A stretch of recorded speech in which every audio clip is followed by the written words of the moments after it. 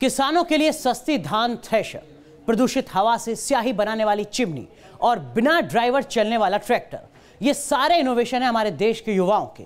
तो आज के शो की शुरुआत इंजीनियरिंग छात्रों के बनाए इस खास इनोवेशन से। दिल्ली में इंजीनियरिंग कर रहे 2 छात्रों ने ऐसी थ्रेशर मशीन बनाई है जो किसानों के लिए मुफीद साबित हो सकती है।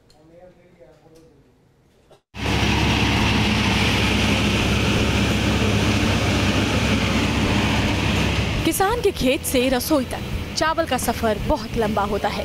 इसमें किसान की बहुत मेहनत भी शामिल होती है। इसके लिए 2 तरह के तरीके किसान आजमाते हैं। छोटे किसान परंपरागत तरीके से हाथों से ही धान के पुआल से इस तरह दाना अलग करते हैं। दूसरी तरफ बड़ी बड़ी थ्रेशर मशीनों के जरिए भी ये काम होता है।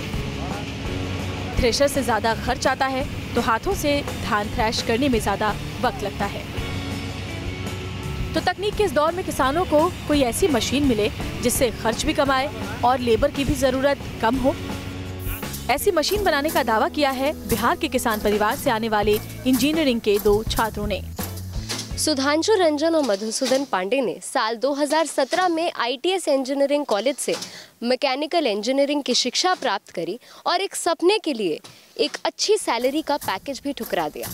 सपना था किसानों के पैरों में पड़ी पिछड़ेपन की बेड़ियों को हटाना। किसानों को हर एक चीज़ इजीली अवेलेबल नहीं हो पाती है।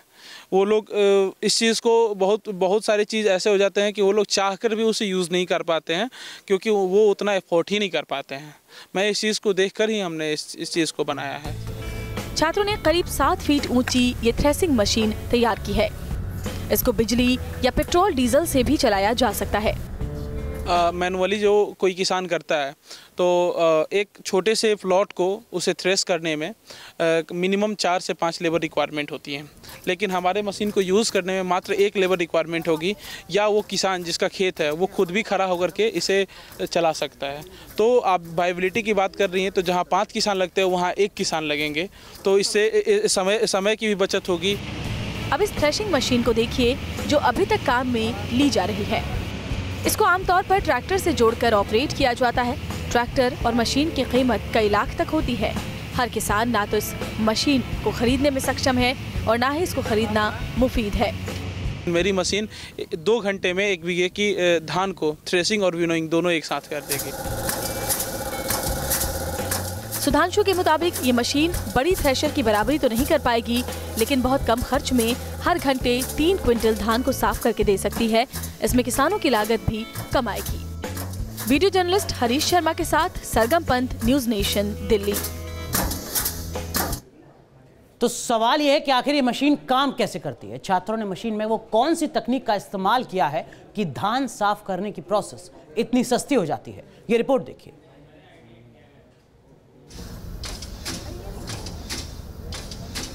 इंजीनियरिंग छात्रों की बनाई ये मशीन 2 काम करती है। पहला, ये धान के पौधे को पीटती है ताकि पौधे से धान लगा हिस्सा अलग हो सके। मशीन का दूसरा काम विनोइंग है, यानी तेज हवा से चावल के दानों से भूसे को सूप कर अलग करती है ये मशीन। ये एक एयर कंप्रेशर है जो कि इसकी मेन ऑपरेटिंग सिस्टम है। यहाँ से एयर कंप्रेस्ड होता है जिससे कि इस मेरे सर्किट में, मशीन के सर्किट में जाता है और वहाँ से मशीन पूरी ऑटोमेटिक होती है। तो मेन इसके जो कंपोनेंट्स है उसमें से सबसे पहला ये है एयर कंप्रेसर आता है जो कि हम बिजली से, डीजल, पेट्रोल तीनों से चला सकते हैं। अच्छा, इसका काम क्या होता है इस एयर कंप्रेसर का? इसका काम होता है कि एयर को कंप्रेस करना, कंप्रेस करके फिर इस टैंक को भरते हैं हम लोग। फिर यहाँ इसके वाल्व को हम लोग खोलते हैं। जैसे खोलते हैं वहाँ से मेरी सर्किट ऑन हो जाती है। अच्छा, सर्किट ऑन होते ही पूरी मशीन ऑटोमेटिक चलना स्टार्ट कर देती है। अच्छा, तो इसके मेन कंपोनेंट्स में एक तो ये एयर कंप्रेसर है और उसके बाद जो आपने सर्किट बनाया। जी मैम, ये स्विच है। स्विच किया तो आप ऊपर कर लो, ये ऊपर करोगी तो इसे विनोइंग होगा, नीचे करोगी तो ये पूरा थ्रेसिंग होगा। इसके मेन कंपोनेंट्स ये भी हैं। इसके और सबसे मेन कंपोनेंट्स जो है, जो इसकी पूरी रेसिप्रोकेटिंग वर्किंग जो दिखाती है, वो न्यूमेटिक पिस्टन है जो कि हम लोगों ने इस आर्म के नीचे लगाया है। ये न्यूमेटिक पिस्टन क्या होता है अगर आम आदमी इसे समझना चाहे? न्यूमेटिक पिस्टन आप ऐसे बोल सकते हो जिसे किसी आम आदमी के लिए कि कोई चीज़ को आगे या पीछे खींचने के लिए एक बिना कोई फोर्स या कोई एफर्ट लगाए वो न्यूमेटिक पिस्टन आगे पीछे ऊपर नीचे दाएं बाएं कर सकता है इजीली ये कंप्रेस्ड एयर के सहायता से। अच्छा, तो ये कंप्रेसर है, जैसे कि आप देख सकते हैं एयर कंप्रेसर को जोड़ा गया है सर्किट से और इसमें दोनों ही काम आप कर सकते हैं, यानी कि थ्रेशिंग और विनोइंग जो कि धान के लिए की जाती है। मशीन को ऑपरेट करने की पूरी प्रक्रिया में सिर्फ एक आदमी ही काफी होता है और यही इस मशीन की खूबी भी है। इसके उलट बड़ी थ्रेशर को ऑपरेट करने का तरीका देखिए। इसको काम में लेने के लिए 5 से 6 लोगों की जरूरत होती है। बड़े किसान तो खेतिहर मजदूर जुटा सकते हैं, लेकिन छोटे किसानों के लिए ये महंगा साबित हो जाता है। ये देखते हैं कि कितना आसान है अगर कोई किसान इसका इस्तेमाल करना चाहेगा। तो मैंने यहाँ पे धान ले लिया है, पर इसको इस तरीके से डालेंगे और यहाँ पे इसका नॉब है, इसको बंद कर दिया है। काफ़ी आसान है और अब इसके नॉब को नीचे की ओर धकेलेंगे। पुआल डालने के बाद मशीन जब काम शुरू कर देती है तो पिस्टन 1 मिनट में 76 बार ऊपर नीचे होता है। छात्र सुधांशु के मुताबिक सिर्फ 16-17 बार टकराने से ही एक पुआल से धान अलग हो जाता है, यानी 1 मिनट में 3 से 4 पुआल से चावल अलग किए जा सकते हैं। थ्रेसिंग के बाद इस मशीन से विनोइंग भी हो जाती है। कंप्रेस्ड हवा से भूसा अलग हो जाता है और चावल अलग मिल जाता है। और इसका भी इस्तेमाल करते हैं जिस तरीके से आप छानते हैं अनाज को, क्योंकि एक बार अनाज इसमें से निकल जाता है, इसकी पिटाई हो जाती है, उसके बाद किस तरीके से इसे छाना जाता है।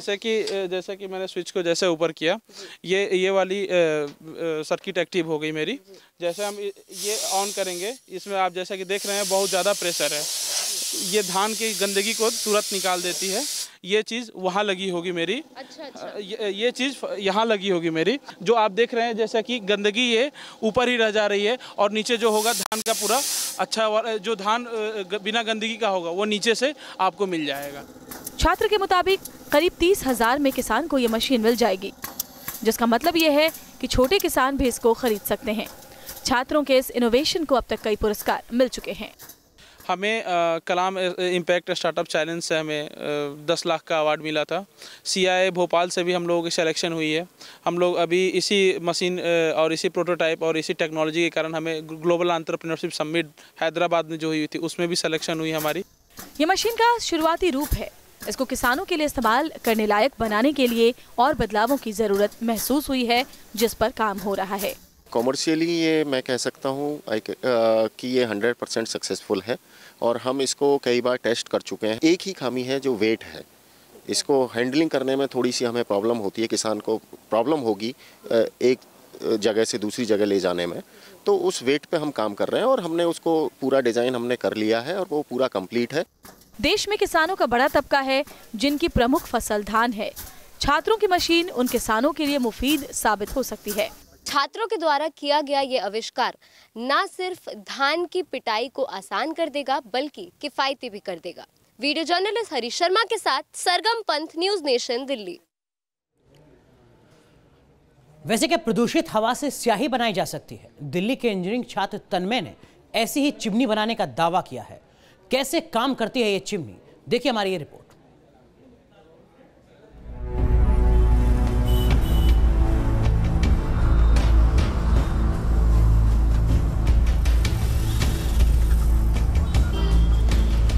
हवा में घुलता जहर दिल्ली जैसे देश के बड़े शहरों की सबसे बड़ी समस्या बन गया है। प्रदूषण के बादलों की वजह से दिल्ली में तो सर्दियों में कई बार सूरज दिखना मुश्किल हो जाता है। लैंसेट कमीशन की रिपोर्ट के मुताबिक साल 2015 में भारत में सिर्फ प्रदूषण की वजह से 25 लाख लोगों की मौत हुई थी। प्रदूषण को कम करने के लिए सरकार और जनता की साझी कोशिश चल रही है, लेकिन अगर इसी प्रदूषण को कम करने की एक ऐसी डिवाइस बन जाए जो काले धुएं से स्याही भी बना दे तो कैसा रहेगा? ये बात सुनने में थोड़ी अजीब लग सकती है, लेकिन दिल्ली के इंजीनियरिंग छात्र तन्मय कोचर ने इसे कर दिखाया है।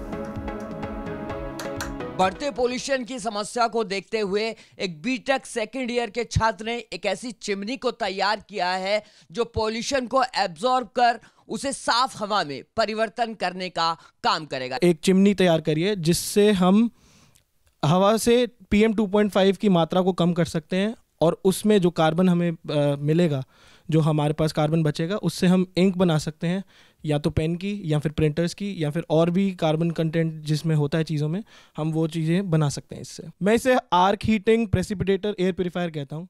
मतलब क्योंकि इसमें जो हमारा जो वर्किंग प्रिंसिपल है उसके बेसिस पे ही मैंने इसका नाम दिया है।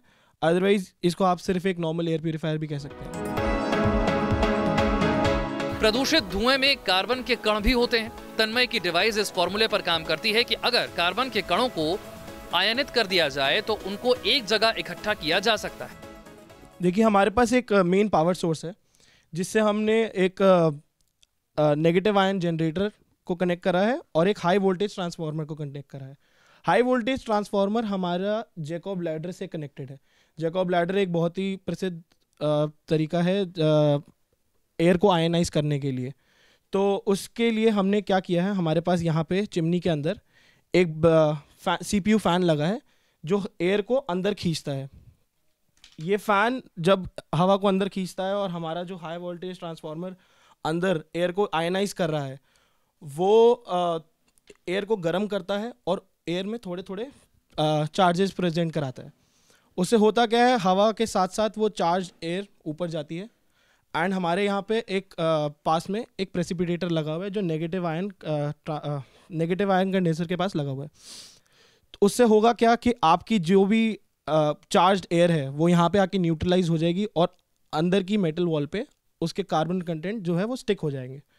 आप फिल्टर को कभी भी चेंज कर सकते हैं बहुत इजीली। मैंने तो कॉटन स्वैब्स का यूज़ किया है जो हमें मेडिकल स्टोर्स में मिलती है, और जो कार्बन है वो हम यहाँ से एक्सट्रैक्ट कर सकते हैं।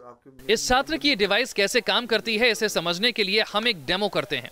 रूम में धुआं करने के लिए हमने एक अगरबत्ती जलाई। इस अगरबत्ती से उठता धुआं अपने आप पॉल्यूशन को बता रहा है। अब हम देखेंगे कैसे ये चिमनी काम करेगी। जो कमरे में PM 2.5 का लेवल है वो 500 है, जो कि 500 से ज़्यादा ही होगा क्योंकि इसकी रीडिंग सिर्फ 500 तक आती है। अगर हमारे सिर्फ कमरे का इतना हो सकता है तो फिर बाहर का आप जानते हैं ज़्यादा होगा। तो अब हम एक बार ऑन करके देखेंगे इस प्रोजेक्ट को एंड देखेंगे यहाँ पे हमें कितना इसमें डिफरेंस दिखता है। देखिए, जो अब ऊपर से जो हमें हवा मिल रही है वो सारी साफ हवा है क्योंकि इसमें सारा कार्बन कंटेंट जो है वो हटता जा रहा है। छात्र की डिवाइस ऑन करने से कार्बन के कण आयनित होकर इस चिमनी से इलेक्ट्रोड पर चिपकने लगते हैं। इस चिमनी में इलेक्ट्रोड पर चिपकने लगते हैं और हवा साफ होने लगती है।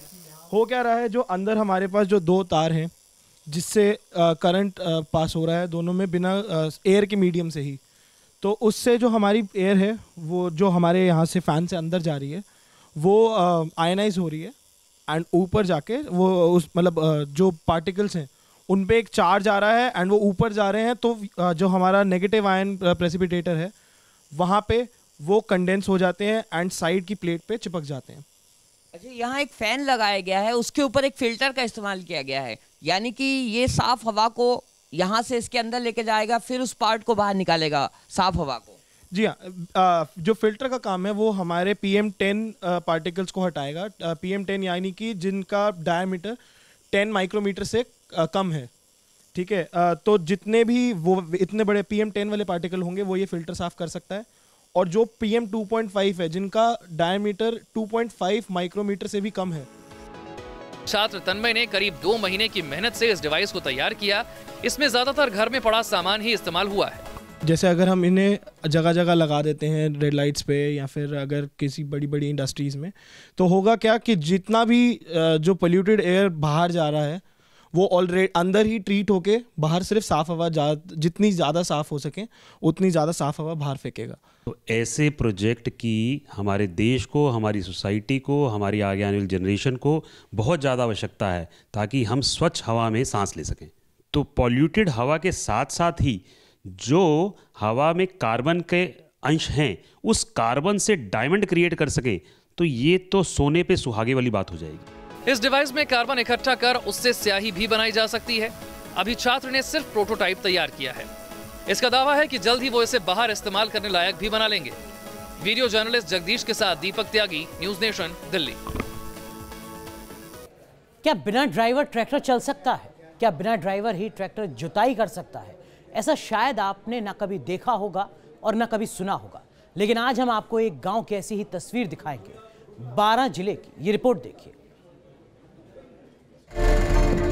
बिना ड्राइवर के ही चल रहा है ट्रैक्टर। ट्रैक्टर खुद ही खेत में जुताई भी कर रहा है। ट्रैक्टर के आसपास कोई नजर नहीं आ रहा। ये तस्वीरें हैं राजस्थान के 12 जिले के बमोरी कला गांव की। आमतौर पर खेतों में ऐसी तस्वीरें नहीं मिलती। ट्रैक्टर चलाने के लिए ड्राइवर मौजूद होता है, लेकिन बमोरी कला गांव के लिए ये तस्वीरें अब आम हो गई हैं। गांव के बीएससी फर्स्ट ईयर में पढ़ने वाले छात्र योगेश नागर ने ऐसा सिस्टम तैयार कर दिया है कि ट्रैक्टर अपने आप खेत की जुताई कर सकता है। योगेश ने रिमोट से चलने वाला ट्रैक्टर तैयार किया है। योगेश ने घर में मौजूद चीजों से इस ट्रैक्टर को मॉडिफाई किया। ये तो इलेक्ट्रॉनिक ब्रेक है जो घर पे बनाए हैं बिल्कुल, और ये है जो ये पावर वाला, इससे ये एक्सीलेटर होता है तो वो कंट्रोल होता है। इतना ही यहाँ पे है। और ये स्टीयरिंग की ये क्या है, पावर स्टीयरिंग नहीं है ना, तो फिर यहाँ एक्स्ट्रा लगाना पड़ा पावर बढ़ा के। अच्छा। और यहाँ पे गियर की, तो ये सब सामान जुगाड़ किए हुए हैं सब पूरा? हाँ, ये इनमें से किसी चीज तो बनाने पड़े फिर घर पे। अच्छा। बहुत ज्यादा मेहनत से। ये क्या चीज है आपका? ये सिग्नल कंट्रोल करता है, ये रिमोट का। ये क्या है, इसका एंटीना है। जितना दूर भेजना चाहते हैं, अगर मान लो हम ज्यादा दूर से इसको कंट्रोल करना चाहते हैं तो फिर इसे एंटीने को बड़ा भी कर देते हैं, और पास में चलाते हैं तो फिर इसको छोटा रेंज देते हैं। योगेश ने ऐसा सिस्टम तैयार किया है कि गियर, ब्रेक और एक्सीलरेटर सब दूर बैठे कंट्रोल हो सकता है। ये कोई नई टेक्नोलॉजी नहीं है। बच्चों के जो खिलौने होते हैं, जिसको आज देखते हैं रिमोट के साथ चलते हैं, गाड़ियाँ लड़के लोग चलाते हैं, रेस करते हैं, ये सिमिलर टेक्नोलॉजी है ये। और सिर्फ ये है कि वो खिलौने के साथ करते हैं, ये अब गाड़ियों के ऊपर उन्होंने वही टेक्नोलॉजी उसके ऊपर अडॉप्ट कर ली है, और साथ दूर में खड़े होकर एक रिमोट कंट्रोल के साथ आप उसको चलाते हैं। ये तकनीक भले ही नई ना हो, लेकिन योगेश अभावग्रस्त इलाके में रहते हैं। दूर दराज के ऐसे इलाके में रहते हुए रिमोट वाले ट्रैक्टर का इनोवेशन करना काबिले तारीफ है। Team news nation. तो ज्यादा खबरों के लिए आप हमारी वेबसाइट से जुड़ सकते हैं। लॉगिन कीजिए newsnation.in। आइडिया इंडिया में फिलहाल बस इतना ही। आप बने रहिए न्यूज़ नेशन के साथ।